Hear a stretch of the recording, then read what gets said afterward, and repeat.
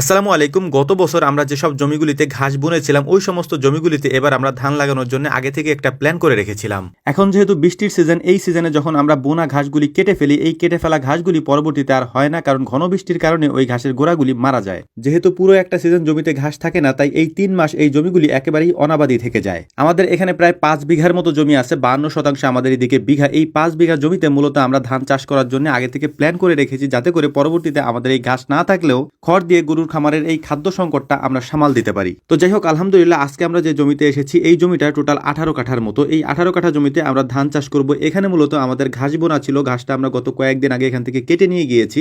আগেই বলেছি এই সিজনে যখন বোনা ঘাসগুলি কাটা হয় তখন ওই ঘাসের গোড়াগুলি অতিরিক্ত বৃষ্টি পাওয়ার কারণে, অতিরিক্ত বৃষ্টির পানির কারণে একেবারে মরে যায়। পরবর্তীতে ওই ঘাসগুলি আর তেমন একটা হয় না, ফলনও তেমন ভালো হয় না, যদিও কিছু থাকে। এ কারণেই মূলত আমরা এই জমিটাতে ধান লাগিয়ে দিচ্ছি, যাতে এই জমিটা আপাতত অনাবাদি না থাকে। আমরা যেহেতু খুব সকালবেলা এসেছি, সকালবেলা এসে এখানে কাজ করতে করতে আমাদের সকালের নাস্তার টাইম হওয়ার কারণে আমরা নাস্তা করে নিচ্ছিলাম বাজার থেকে নাস্তা আনিয়ে, এবং দুপুরের খাবারটাও আমাদেরকে এখানেই খেতে হবে, কারণ আগামীকালকে যেহেতু এই জমিতে আমাদেরকে ধান লাগাতে হবে, তাই আজকে দিনের মধ্যে এই জমিটা আমাদেরকে প্রস্তুত করে রাখতে হবে আগামীকালকে ধান লাগানোর জন্য। তো যাই হোক, আলহামদুলিল্লাহ সকালের নাস্তাটা আমরা সেরে নিয়েছি দ্রুত, কারণ আমাদেরকে অনেক কাজ করতে হবে আজকে সারাদিনের মধ্যে। এই জমিটা আমাদেরকে তৈরি করে ফেলতে হবে। যেহেতু জমিতে প্রচুর পরিমাণে ঘাস রয়েছে, তাই আমাদের কাজ করতেও একটু সমস্যা হচ্ছিল, মানে টিলার দিয়ে এটাকে চাষ দিতে আমাদের একটু কষ্ট হচ্ছিল প্রচুর পরিমাণে ঘাস থাকার কারণে। এটা যেহেতু ঘাসেরই জমি, আজকে যেহেতু আমরা অল্প কয়েকজন কাজ করতে এসেছি, তাই আমাদের অনেক দেরি হবে, এটা আমরা আগে থেকেই জানি। এ কারণে আমরা কয়েকজনে মিলে একে অপরের কাজগুলি ভাগাভাগি করে নিচ্ছিলাম, যাতে দ্রুত এই কাজগুলি সম্পন্ন করা যায়। যেহেতু এই জমিটা একেবারে রোডের সাইডে, তাই আমাদের খাবার দাবার আনতে তেমন একটা সমস্যা হচ্ছিল না। যেই এখান দিয়ে যাচ্ছিল আমাদেরকে খাবার টাবার দিয়ে যাচ্ছিল, মানে আমাদের পরিচিত জনরাই দিচ্ছিল।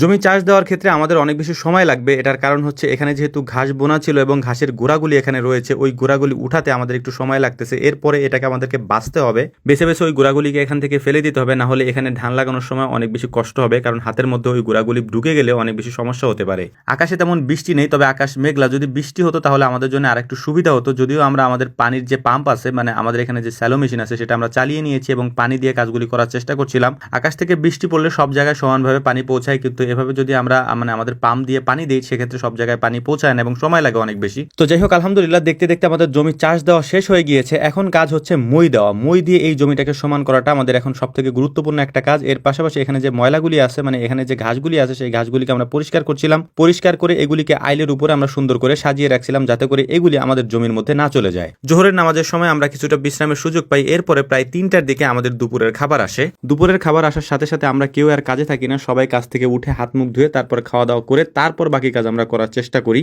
আমাদের দুপুরের খাবার এসেছে সাদা ভাতের সাথে ইলিশ মাছ, ডাল এবং পটল। এগুলি দিয়ে আজকে আমাদের দুপুরের খাবারটা কমপ্লিট করতে হবে এবং বাকি কাজ খাওয়া দাওয়া করার পর আমাদের শেষ করতে হবে। মোটামুটি কাজ আমাদের প্রায় এখন শেষের দিকেই। এখন আমাদের যে কাজটা করতে হবে সেটা হচ্ছে, যে জায়গাগুলি একটু উঁচু আছে ওই জায়গাগুলিতে আলাদা করে আমাদেরকে বেড়ি দিতে হবে, যাতে করে পানিটা ওই উঁচু জায়গার মধ্যে আটকে রাখা যায়। এর পাশাপাশি সার দেওয়ার কাজটাও আমরা করে নিচ্ছিলাম, কারণ জমিতে আগে আমাদের সার দেওয়া হয়নি, এই কারণে আমরা পরবর্তীতে সার দিয়ে নিচ্ছিলাম। জমি চাষ দেওয়া এবং মই দেওয়ার পরে সজীব মামার কাজ মোটামুটি শেষ হয়ে গিয়েছে, তাই সজীব মামা চলে যাচ্ছিলেন এবং আমাদেরকে এখানে রেখে যাচ্ছিলেন, কারণ আমাদের এখানে বাকি অনেকগুলি এখনো কাজ রয়েছে। আমাদেরকে বেড়িটা সুন্দর মতো দিতে হবে উঁচু জায়গাগুলিতে, যাতে করে বেড়ির মাঝখানে সুন্দর মতো পানিটাকে আটকে রাখা যায়, না হলে এই পানিটা নিচের দিকে চলে আসবে এবং উপরের জায়গাটা শুকনা থেকে যাবে। তো যাই হোক, আলহামদুলিল্লাহ সকালবেলা আমরা প্ল্যান করে এসেছিলাম যে আজকে এই কাজগুলি কমপ্লিট করে রেখেই যাব, কারণ আগামীকালকে এই জমিতে ধান লাগানো হবে। তো আমাদের জন্য দোয়া করবেন। আসসালামু আলাইকুম ওয়া রাহমাতুল্লাহ।